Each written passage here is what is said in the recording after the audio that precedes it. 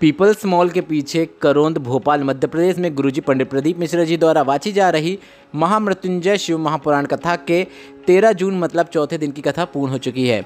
यह 5 दिवसीय शिव महापुराण कथा 10 जून से 14 जून तक दोपहर के 2 बजे से लेकर 5 बजे तक आस्था और यूट्यूब पर देखी जा सकती है।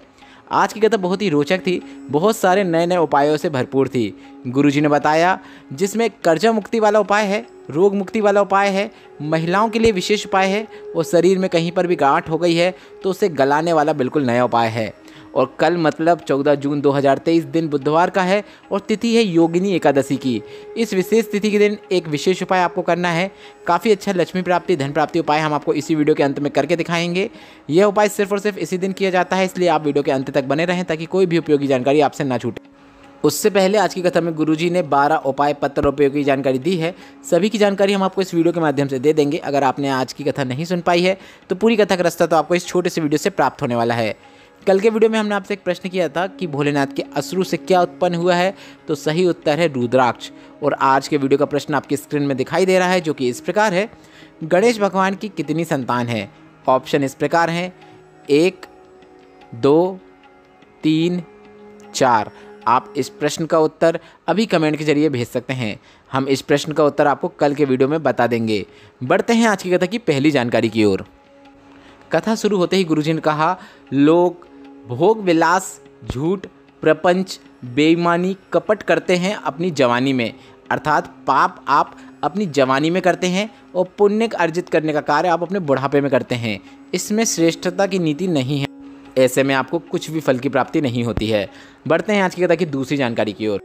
गुरुजी ने कहा, अगर हम महामृत्युंजय मंत्र का अनुष्ठान अगर किसी पंडित जी से करवा रहे हैं तो यह अनुष्ठान अगर घर का कोई भी सदस्य करवा रहा है, अब वह चाहे पत्नी हो, माँ हो, पिता हो, पति हो, सास हो, ससुर हो, अर्थात जो भी करवा रहा है उसे अपने परिवार वालों को बताना चाहिए कि हमने हमारे परिवार के कल्याण के लिए महामृत्युंजय मंत्र का अनुष्ठान पंडित जी से करवाया है। ऐसा बताने से ही आपको उसका फल 4 गुना अधिक प्राप्त होता है। बढ़ते हैं आज की कथा की तीसरी जानकारी की ओर। गुरुजी ने कहा, शिव महापुराण की कथा कहती है, छुपकर भगवान के मंदिर नहीं जाना चाहिए, छुपकर पशुपतिनाथ व्रत नहीं करना चाहिए, या फिर कोई भी उपवास आप कर रहे हैं उसे छुपकर नहीं करना चाहिए। मंदिर पे जल भी चढ़ाने जा रहे हैं, यदि वह आपके घर के नज़दीक है या दूर है, वह भी आपको घर वालों को बता के जाना चाहिए कि मैं इस मंदिर पर जल चढ़ाने जा रहा हूँ या जा रही हूँ। आप कौन सा व्रत कर रहे हैं वह भी आपके घर वालों को ज्ञात होना चाहिए, तभी आपको उसका फल प्राप्त होता है। बढ़ते हैं आज की कथा की चौथी जानकारी की ओर। गुरुजी ने कहा, अगर हम 15-20 दिन जाकर शिवलिंग पर जल अर्पित कर रहे हैं, या फिर 1 महीना या फिर 2 महीना या फिर 6 महीना या फिर 1 साल या 2 साल, जितने भी दिन जाकर हम शिवालय में जाकर पूजन कर रहे हैं, जल चढ़ा रहे हैं, और अगर आपके घर का कोई व्यक्ति दयनीय स्थिति में है, हॉस्पिटल में पड़ा हुआ है, तो आप शिवलिंग पर जल चढ़ाकर उसका नाम और गोत्र बोलकर इतने दिनों में आपने जितने बार भी जल चढ़ाया है उसका जो भी पुण्य है, आपने जो पुण्य अर्जित किया है, आप उस बीमार व्यक्ति को जो हॉस्पिटल में पड़ा हुआ है, कर्जे में डूबा हुआ है, जीवन की परेशानियों से घिरा हुआ है, उसे आप प्रदान कर सकते हैं। ऐसा करके भी आप किसी व्यक्ति का कल्याण कर सकते हैं। बढ़ते हैं आज की कथा की 5वीं जानकारी की ओर। रीना जी पत्र लेकर आई जिसमें उन्होंने लिखा, मेरी भाभी को संतान नहीं थी, उनकी शादी के 9 वर्ष हो गए थे, सारे डॉक्टरों को दिखाया, ऐसा कोई देवी देवता का धाम भी नहीं छोड़ा जहां नहीं गए हों। मेरी भाभी हर तरफ से हार गई थी, उन्होंने देवताओं का भी स्मरण करना छोड़ दिया था। मैं भोले बाबा के मंदिर जाती थी, शिव की आराधना करती थी, और गुरुजी आप कहते हैं शंकर भगवान की पूजन का पुण्य हम किसी को दे सकते हैं, तो मैंने 6 महीने तक लगातार की गई पूजन और भोलेनाथ पर चढ़ाया गया जल का जो पुण्य था वह मैंने मेरी भाभी को दे दिया, और बाबा ने मेरी सुन ली और 9 वर्षों के बाद संतान की प्राप्ति हुई है। उसी का आभार व्यक्त करने के लिए मैं कथा पंडाल में आई हूँ। बढ़ते हैं आज की कथा की 6वीं जानकारी की ओर। गुरुजी ने कहा, कई बार आपने देखा होगा कि कई लोग बेलपत्र की बीच वाली पत्ती में पीला चंदन लगा देते हैं। शिव महापुराण की कथा कहती है, अगर भूलवशी एक बेलपत्र में, और अगर आपके पास बेलपत्र भी नहीं है तो शिवलिंग पर ही चढ़ी हुई बेलपत्र को प्राप्त करके धोकर उस बेलपत्र के ऊपर अगर आपने एक चावल का दाना रखकर भी उसे शिवलिंग पर अर्पित कर दिया है, तो ऐसा हम इसलिए करते हैं, इसका वह महत्व होता है कि हमारे द्वारा शिवलिंग पर पूर्व में जितना भी जल चढ़ाया गया है, पूजन की गई है, वह कभी भी समाप्त ना हो। उस अक्षत का, उस चावल के दाने का कार्य यही होता है, उसे अक्षय कर देना।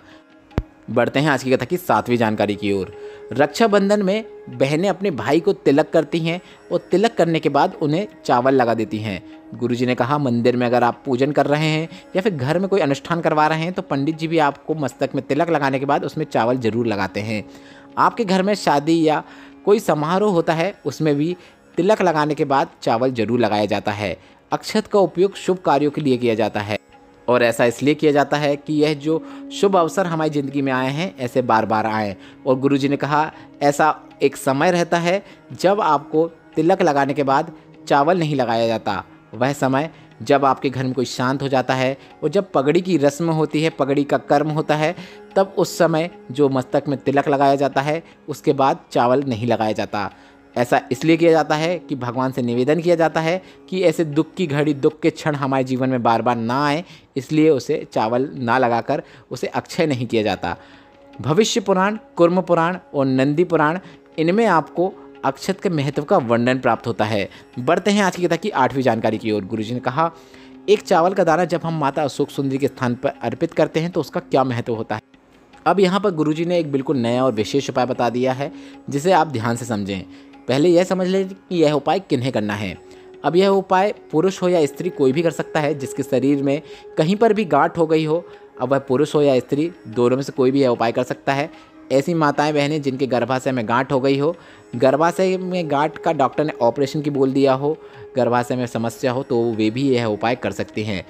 आपको बस एक प्रयोग करना है। आपको एक अक्षत मतलब एक चावल के दाने को लेकर शिवालय पहुंच जाना है और शिवालय पहुंचने के बाद आपको इस चावल के दाने को माता अशोक सुंदरी के स्थान पर अर्पित कर देना है। शिवलिंग में जो माता अशोक सुंदरी का स्थान होता है वहीं पे आपको चावल का एक पूर्ण दाना, एक चावल का दाना अर्पित कर देना है। इसके बाद शिवलिंग पर जल चढ़ा देना है और इस जल का आपको आचमन कर लेना है। बस इतना ही करना है। जल चढ़ाते समय आप श्री शिवाय नमस्तुभ्यम, नमः शिवाय या फिर ओम नमः शिवाय मंत्र का भी जाप कर सकते हैं। गुरुजी ने कहा है लगातार यह उपाय आप 3 से 4 महीने करके देखिएगा। उसके बाद जांच कराने जाइएगा, आराम आपको जरूर देखने को मिलेगा। बस आपका उपाय करते समय, प्रयोग करते समय, पूजन करते समय शिव के प्रति विश्वास अटूट होना चाहिए, तभी आपको आपके फल की प्राप्ति होती है। बढ़ते हैं आज की कथा की 9वीं जानकारी की ओर। गंगा जी पत्र लेकर आए जिसमें उन्होंने लिखा एक चावल के दाने का, एक लोटा जल का, एक बेलपत्र का क्या महत्व होता है। मेरे पति को एक गांठ हो गई थी। उस गांठ का ऑपरेशन करने की डॉक्टर ने बोल दिया था। वो गांठ इतनी विचित्र जगह पे थी कि उठने बैठने में भी दिक्कत होती थी। फिर हमने शिवलिंग पर एक चावल का दाना और एक बेलपत्र अर्पित करना शुरू किया। साथ में शिवलिंग पर जल भी चढ़ाते और उस जल का आचमन करना शुरू किया। हमने सीहोर कोपरेश्वर धाम में जाकर रुद्राक्ष प्राप्त करके ले आए और रुद्राक्ष का जल भी शिवलिंग पर चढ़ाकर उस जल का आचमन करना शुरू किया। जहाँ पर डॉक्टर ने ऑपरेशन की बोल दिया था वही डॉक्टर के पास हम 22 दिन बाद फिर से चेकअप कराने गए तो डॉक्टर ने कहा गांठ गल चुकी है, अब ऑपरेशन की ज़रूरत नहीं है। इसके बाद इसी पत्र में एक और वर्णन सुनने को मिला जो कि इस प्रकार है। मेरे बेटे के हाथ में सफ़ेद दाग हो गया था। हमने डॉक्टर को दिखाया, आयुर्वेदिक डॉक्टर को भी दिखाया, पर कहीं से आराम नहीं मिला, दाग समाप्त नहीं हुआ। इसके बाद आपने शंकर भगवान के मंदिर में जाकर शमी पत्र वाला एक उपाय बताया था, वह उपाय हमने किया। शिवलिंग पर जल चढ़ाकर उस जल को हमने प्राप्त करके बच्चे के हाथ में लगाते और उस जल का आचमन भी करा देते। इसके बाद पूर्णिमा के दिन आपने जो उपाय बताया था जिसमें गाय के बछड़े के मुख का जो फेन होता है उसे प्राप्त करके बच्चे के शरीर में जहाँ पर समस्या होती है वहाँ पर लगाकर चंद्र भगवान की रोशनी में बैठने वाला उपाय होता है, वह उपाय हमने किया। इस प्रकार से उपाय करने के बाद बेटे के शरीर से सफ़ेद दाग समाप्त हो गया। उसी का आभार व्यक्त करने के लिए हम कथा पंडाल में आए हैं। बढ़ते हैं आज की कथा की 10वीं जानकारी की ओर। तारा रजक जी पत्र लेकर आए जिसमें उन्होंने लिखा कलयुग में शिवयुग आ गया। मेरी जीभ में 2 गांठ हो गई थी। उनका इलाज चलता रहा पर वे गांठ ठीक नहीं हुई। खाना खाने पीने में भी दिक्कत होने लगी थी। गांठान की भी स्वरूप बढ़ने लगा था। इसके बाद मेरी पड़ोसन ने कहा शिवलिंग पर जल चढ़ाओ और उस जल का आचमन करो और साथ में दवाई भी चलने दो जो दवाई खा रहे हो। इसके बाद मैंने शिवलिंग पर जल चढ़ाना शुरू किया, बेलपत्र चढ़ाना शुरू किया और बेलपत्र और जल का आचमन करने लगी। बाबा का क्या बखान करूं, सिर्फ एक अक्षत और एक लोटा जल से बाबा प्रसन्न हो जाते हैं और मुझे भी मेरी गांठों का इलाज नहीं करवाना पड़ा। मेरी गांठें गल गईं, उसी का आभार व्यक्त करने में कथा पंडाल में आई हूँ। बढ़ते हैं आज की कथा की 11वीं जानकारी की ओर। गुरुजी ने कहा अगर आप शिवालय में जाकर भी शिवलिंग पर जल नहीं चढ़ा पा रहे हैं, पर अगर आपके सामने से कोई माता बहन या छोटा बच्चा भी शिवालय में जाकर जल चढ़ाने जा रहा है तो उसका अगर आप मात्र दर्शन कर लेते हैं तो भी आपके पाप कट जाते हैं। अब बढ़ते हैं आज की कथा की 12वीं और अंतिम जानकारी की ओर। कल योगिनी एकादशी है और इस योगिनी एकादशी 14 जून को आपको एक विशेष उपाय करना है। गुरुजी पंडित प्रदीप मिश्रा जी ने अपनी पिछली कथाओं में इस विशेष उपयोगी उपाय की जानकारी दी है, जो कि सिर्फ और सिर्फ एकादशी के दिन किया जाता है। तो इस योगिनी एकादशी के दिन इस धन प्राप्ति, लक्ष्मी प्राप्ति, कर्जा मुक्ति विशेष उपाय को आप जरूर करें। उपाय काफ़ी सरल और आसान है। आपको अपने एक जल कलश में गंगा जल भर लेना है और शिवालय पहुँच जाना है। अगर गंगा जल पर्याप्त मात्रा में ना हो तो जो भी आपके घर में जल है उसे ले लें और उसमें कुछ बूंद गंगा जल की डाल दें और उसे लेकर शिवालय पहुँच जाएँ। साथ में 7 बेलपत्र भी ले लें और इन 7 बेलपत्र को लेकर भी शिवालय पहुँच जाएँ और 7 जो बेलपत्र लिया है उसे आप अपने जल कलश के अंदर डाल दें। अब इसके बाद इस जल कलश का पूरा जल नंदी भगवान का जो उठा हुआ पाँव होता है उस पर अर्पित कर दें। जल अर्पित करते समय श्री शिवाय नमस्तुभ्यम नमः शिवाय या फिर ओम नमः शिवाय मंत्र का जाप जरूर करें। पूरा जल अर्पित करने के बाद जो कलश के अंदर बेलपत्र है उसे आपको एक एक करके श्री शिवाय नमस्तुभ्यम, श्री शिवाय नमस्तुभ्यम, श्री शिवाय नमस्तुभ्यम ऐसे बोलते हुए शिवलिंग के ऊपर अर्पित कर देना है। जहाँ से बैठकर बेलपत्र अर्पित कर रहे हैं, बेलपत्र की डंडी आपके विपरीत ओर होना चाहिए, इस बात का आप ध्यान रखें। बस इतना ही करना है। गुरुजी का बताया एक विशेष धन प्राप्ति उपाय है जिसे प्रत्येक एकादशी के दिन आप कर सकते हैं। आज की कथा बहुत ही आनंद प्रदान करने वाली थी और नए नए उपायों से भरपूर थी। अगर आपको भी आज की कथा से आनंद की प्राप्ति हुई है तो इस वीडियो को लाइक करके कमेंट बॉक्स में हर हर महादेव टाइप करना मत भूलिएगा। और उपायों से संबंधित अगर अभी भी आपके मन में कोई प्रश्न है तो वे प्रश्न आप कमेंट के जरिए पूछ सकते हैं।